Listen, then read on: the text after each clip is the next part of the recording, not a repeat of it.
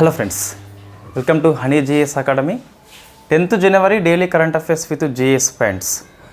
So మనకి ఈ supreme court తీర్పులు అని చెప్పేసి ఒక కోర్సు లాంచ్ చేసినాం కదా, ఆ కోర్సుని మనము లైఫ్ టైం వ్యాలిడిటీ ఇస్తూ ఈ 2024తో పాటు రానున్న సుప్రీంకోర్టు తీర్పులు అన్నీ అదే కోర్సులో డిస్కస్ చేద్దాం. సో ఇంకెవరైనా కోర్స్ తీసుకున్నట్లయితే తీసుకోండి. మీరు పెట్టే అమౌంట్ ఓన్లీ 49 రూపీస్ అయినప్పటికీ కంటెంట్ చాలా రిచ్గా ఉంటుంది. సో సుప్రీంకోర్టు యొక్క తీర్పులు అన్నీ డిస్కస్ చేద్దాం మన సిలబస్కి లోబడి. సో ఫస్ట్ చూస్తే ఈరోజు డే ఆఫ్ ఇంపార్టెన్స్ ఉన్నది, వరల్డ్ హిందీ డే అని చెప్పేసి పిలుస్తాం.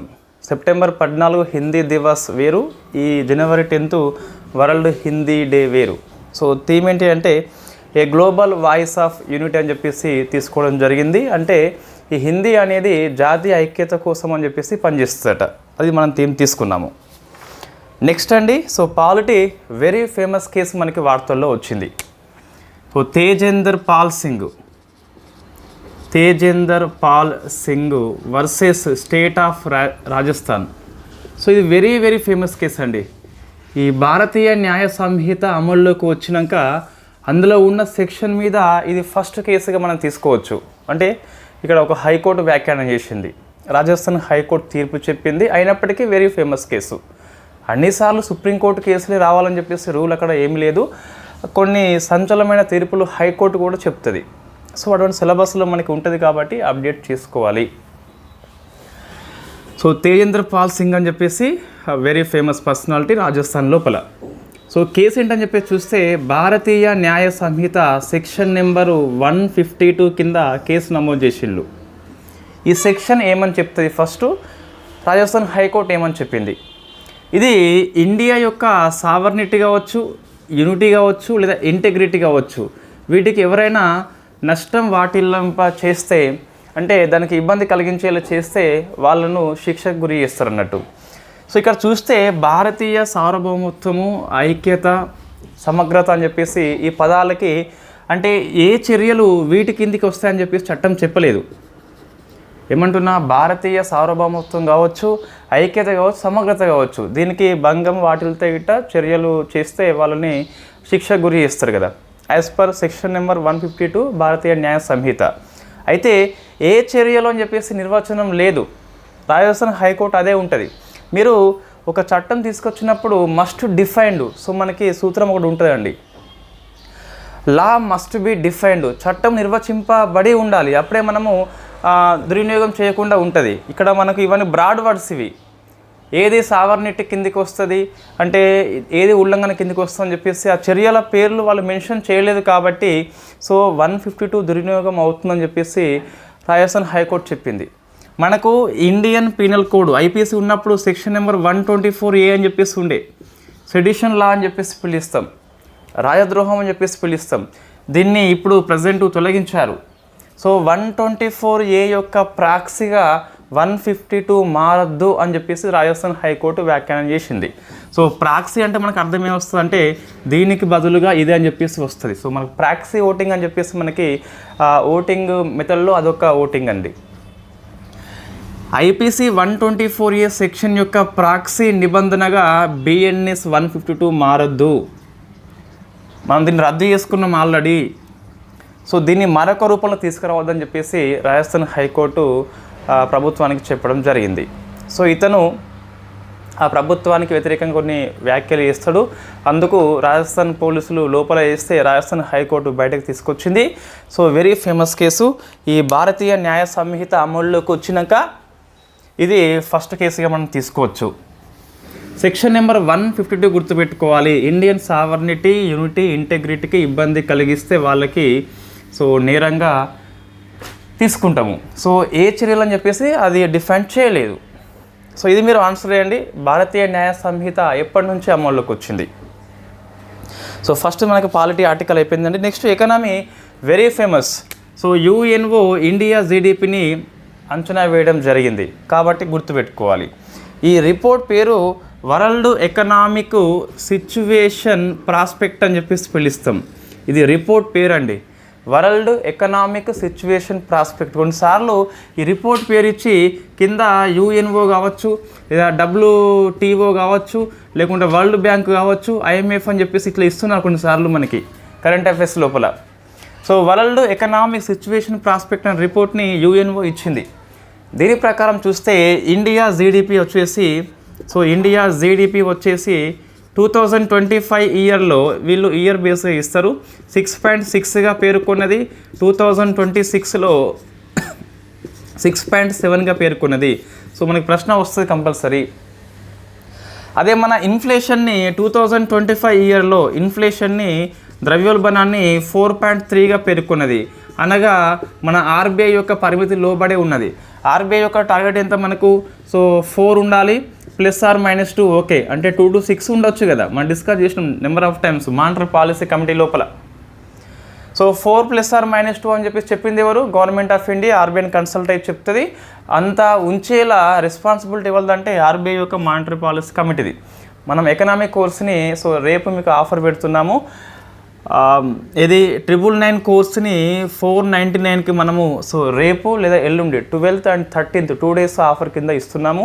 కంప్లీట్ ఇండియా ఎకనామీ మొత్తం సెక్షన్ 1 సెక్షన్ 3 టీజీపీఎస్సీ ఏపీపీఎస్సీ యూపీఎస్సీకి అందరికీ పనికి వస్తుంది. బైలింగ్వల్ ఉంటుంది, పీడిఎఫ్ నోట్స్ ఉంటుంది, దాని మీదనే వీక్లీ టెస్ట్ ఉంటుంది. ఆల్రెడీ షెడ్యూల్ ఇచ్చేసిన February 23rd వరకు అని చెప్పేసి. సో నెక్స్ట్ ఇంతవరకు అయిపోయాక మరొక 1 monthకి షెడ్యూల్ ఇస్తాం. సో మనం దాన్ని కంపల్సరీ ఫాలో అవుతాము. ఆ వీక్లో ఉన్న కంటెంట్ మీద వీక్లీ టెస్ట్ ఉంటుంది. యూనిట్ మొత్తం అయిపోయాక యూనిట్ టెస్ట్ కూడా ఉంటుంది. సో వీడియో లెక్చర్ ఉంటుంది, పీడిఎఫ్ నోట్స్ ఉంటుంది, దాంతోపాటు టెస్టులు కూడా ఉంటాయి. సో సింగిల్ కోర్సులో మీకు అన్ని రకాలు వస్తున్నాయి. మళ్ళీ ఎప్పటికప్పుడు ఎకనామీ అప్డేట్స్ అందులో అప్డేట్ చేయడం జరుగుతుంది. రైట్. సో ఇది వరల్డ్ బ్యాంక్ అనేది అంచనా వేయడం జరిగింది. అచ్చా, ఇంకోటి ఇది యుఎన్ఓ వచ్చేసి అంచనా వేయడం జరిగింది కదా. కొన్నిసార్లు world bank, IMF, UNO report ఇచ్చినప్పుడు మన గ్రోత్ రేట్తో పాటు వరల్డ్ కూడా ప్రశ్న వస్తుంది. సో 25 ఇయర్లో చూస్తే వరల్డ్ది 2.8 అండి, 2.8 అని చెప్పేసి. సౌత్ ఏషియా కూడా రిపోర్ట్ ఇచ్చారు. సౌత్ ఏషియా వచ్చేసి 5.7, అనగా సో 2 కూడా మనకంటే తక్కువ ఉంది. కాబట్టి ఇండియా మంచి పురోగతిలో ఉన్నట్టుగా మనం తీసుకోవచ్చు అన్నట్టు. సో వెరీ ఫేమస్, కంపల్సరీ గుర్తుపెట్టుకోవాలి.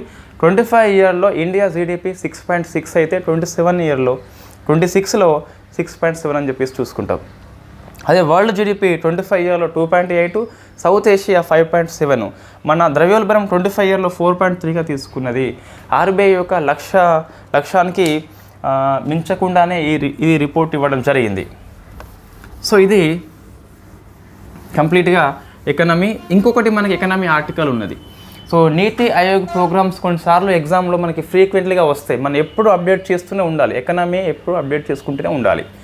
సో నీతి ఆయోగ్ యొక్క ఉమెన్ ఎంటర్‌ప్రెన్యూర్‌షిప్ ప్లాట్ఫామ్ అని చెప్పేసి ఒక ప్రోగ్రామ్ మనకి ఇది తెలంగాణ ఒప్పందం చేసుకుంది ఆల్రెడీ. అంటే ఉమెన్ లోపల ఎంటర్‌ప్రెన్యూర్‌షిప్ని పెంచేలా ఈ ప్రోగ్రామ్ పనిచేస్తుంది. ఇది ఎవరిది? నీతి ఆయోగ్ యొక్క ప్రోగ్రామ్ ఇది.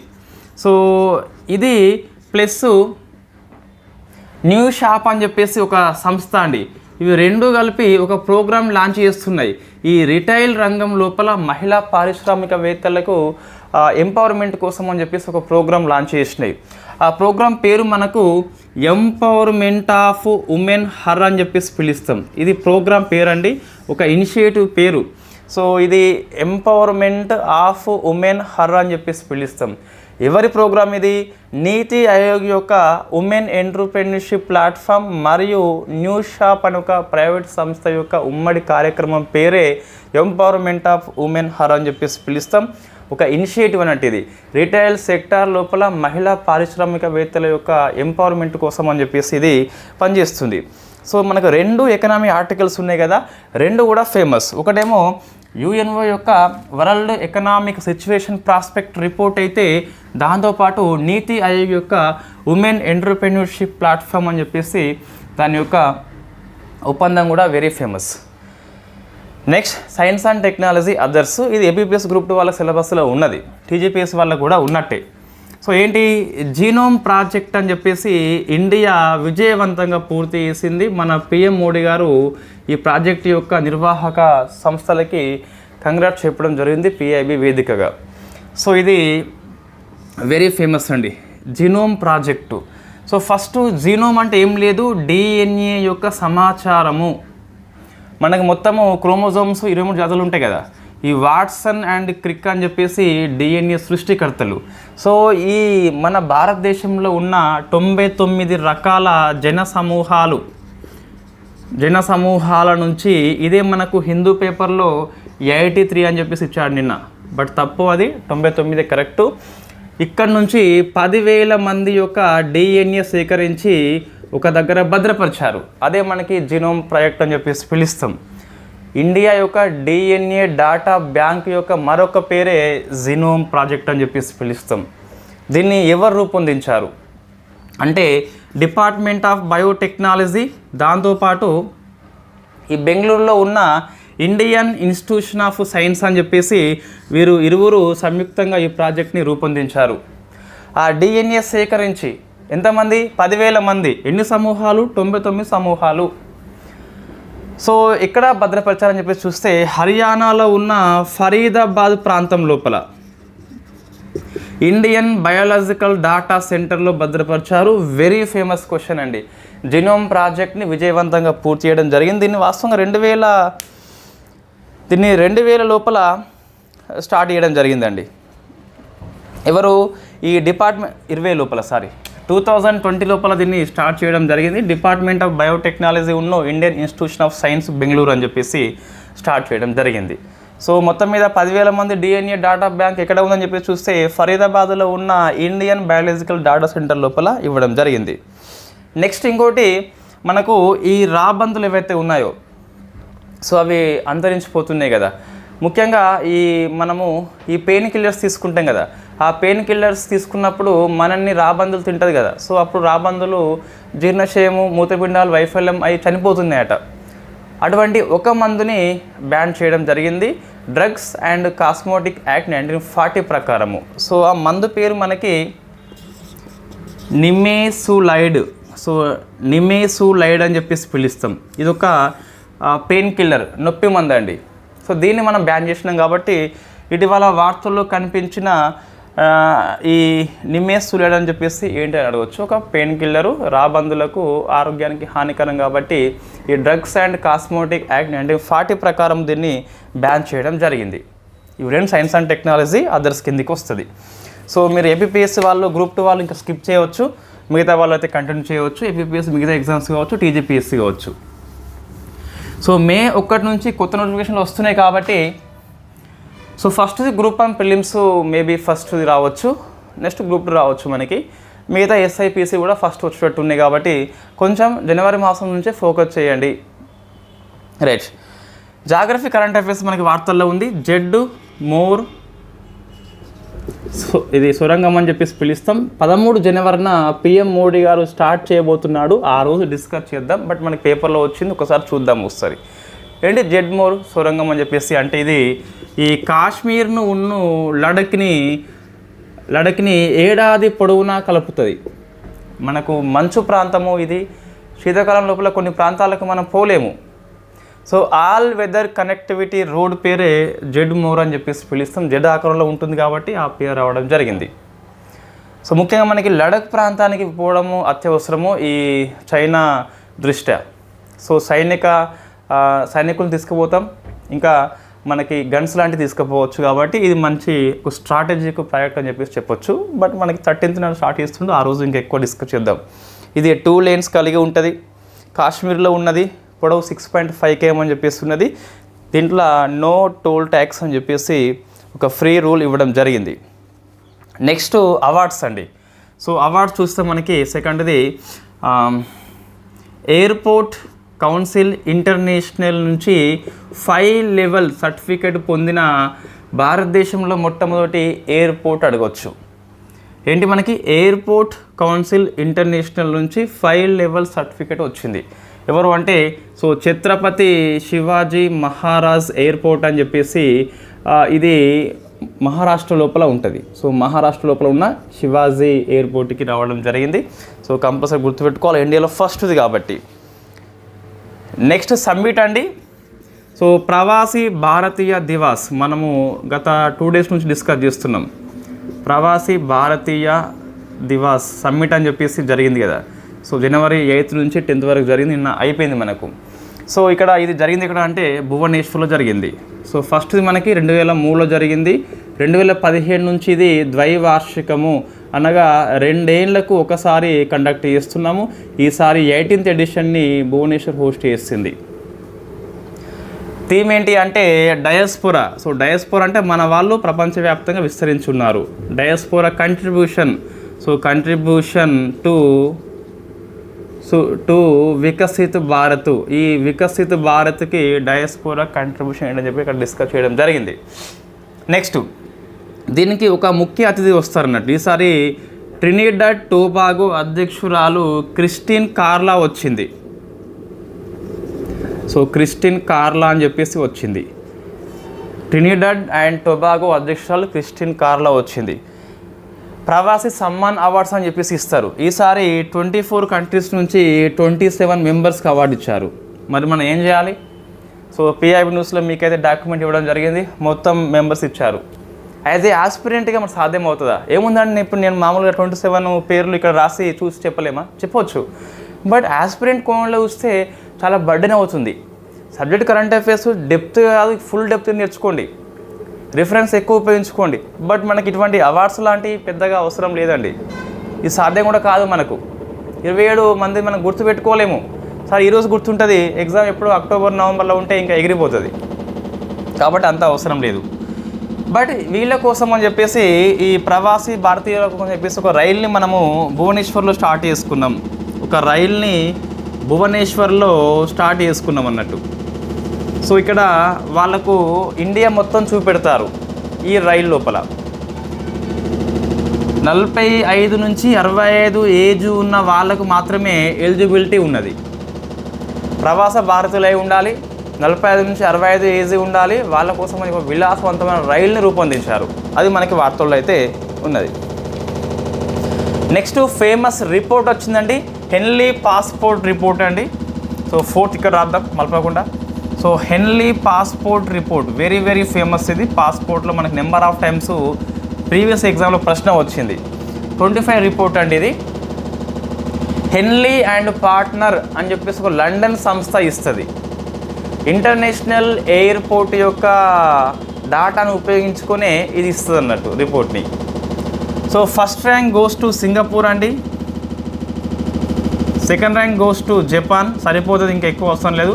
ఇండియా ర్యాంక్ ఇంతకుముందు 80 ఉండే, ఈసారి 85 పడిపోయింది. సో 85 అని చెప్పేసి గుర్తుపెట్టుకోవాలి. మన పాస్పోర్ట్తోని వీసా లేకుండా 57 దేశాలకి వెళ్ళొచ్చు మనము. ఈ సింగపూర్ అయితే 195 కంట్రీస్కి వెళ్ళొచ్చు. అది మనకి వార్తల్లో అయితే కనిపిస్తుంది. నెక్స్ట్ అపాయింట్మెంట్స్ అండి. సో జోసెఫ్ అవున్ అని చెప్పేసి మనకి వార్తల్లో ఉన్నాడు. 5వది సో జోసెఫ్ అవున్, ఈయన లెబనాన్ దేశం యొక్క అధ్యక్షుడిగా ఎన్నికయ్యాడు. అచ్చా, ఇంకోటి లెబనాన్లో 2022 తర్వాత అధ్యక్ష పదవి ఖాళీ ఉంది. సో ఇప్పుడు కాబట్టి కొద్ది వరకు ఇది గుర్తుపెట్టుకోవాలి, ఇటువంటి ఎగ్జామ్లో వస్తాయి. ఏంటి అంటే జనరల్లీ దేశాల అధ్యక్షులు చాలామంది నియామకం అవుతారు. బట్ ఇక్కడ చూస్తే లెబనాన్ మనకి 2 ఏళ్ళుగా ఖాళీ ఉంది కాబట్టి ప్రశ్న వస్తే రావచ్చు. కాబట్టి గుర్తుపెట్టుకోవాలి. తెలంగాణ వస్తే సో జగదీష్ మిట్టల్ పద్మశ్రీ అవార్డు గ్రహీత చనిపోవడం జరిగింది. మనకి వార్తల్లో ఉన్న వ్యక్తి అండి. ఈ తెలంగాణ లోపల మనకి భూభార చట్టం అని చెప్పేసి అమల్లోకి వచ్చింది కదా, దాన్ని మనం డిస్కస్ చేద్దాము ఈ జనవరి 15 లోపల. మీకు నోట్స్ నేను ఇవ్వట్లేదు, 1 to 15 నోట్స్ని యాప్లో పోస్ట్ చేస్తాను, మీరు తీసుకోవచ్చు. రైట్, ఇది మనకు వార్తల్లో ఈరోజు కరెంట్ అఫైర్స్ అండి. ఈరోజు కరెంట్ అఫైర్స్ లోపల మనకు పాలిటీ కేస్ కంపల్సరీ బాగా గుర్తుపెట్టుకోండి. సెక్షన్ నెంబర్ 152 అని చెప్పేసి Tejender Pal Singh versus state of Rajasthan. Very very famous case.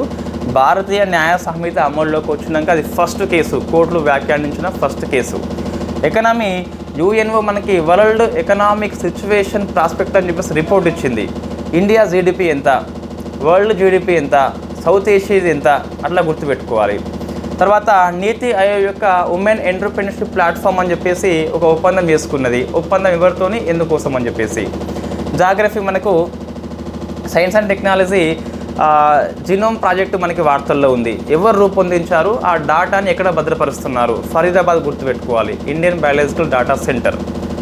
ఎవరు రూపొందించారు అంటే IISc బెంగళూరు, డీబీటీ 2 రూపొందించినాయి. 99 జన సమూహాల నుంచి 10,000 మంది యొక్క DNA డాటా ప్రాజెక్టు. తర్వాత మనకి ఈ డైక్లోఫానిక్ లాంటిది నొప్పి మందుని మనము బ్యాన్ చేసుకున్నాం. ఆ మందు పేరేంటి, ఎందుకు బ్యాన్ చేసినాం? తర్వాత జాగ్రఫీ జెడ్ మోట్ అనేది మనకి వార్తల్లో ఉంది, బట్ ఇది 13th నాడు మన PM మోడీ గారు లాంచ్ చేస్తారు. సో ఇది ACI నుంచి 5 లెవెల్ సర్టిఫికేటు శివాజీ ఎయిర్పోర్ట్కి వచ్చింది, వెరీ ఫస్ట్ టైం ఇండియా లోపల.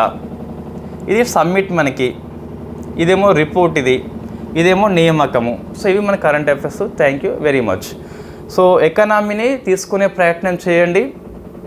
మనకు తక్కువ కాస్ట్ లోపల మీకు excellent content, excellent PDF notes, తర్వాత అత్యంత ప్రామాణిక ప్రీవియస్ క్వశ్చన్స్ ఆధారంగా కొన్ని నేరుగా అవే ప్రశ్నలు ఇస్తూనే మనము ఈ weekly test, unit test conduct చేస్తాం. సో చాలా ఉపయోగకరంగా ఉంది, సందేహం లేదు. మీరు సాటిస్ఫై కాకుండా మీ ఫీజు 100% వాపస్ ఇవ్వడం జరుగుతుంది. సో అందరికీ పనికి వస్తుంది. EPPSC, TGPSC అండ్ UPSC వాళ్ళకు కూడా పనికి వస్తుంది.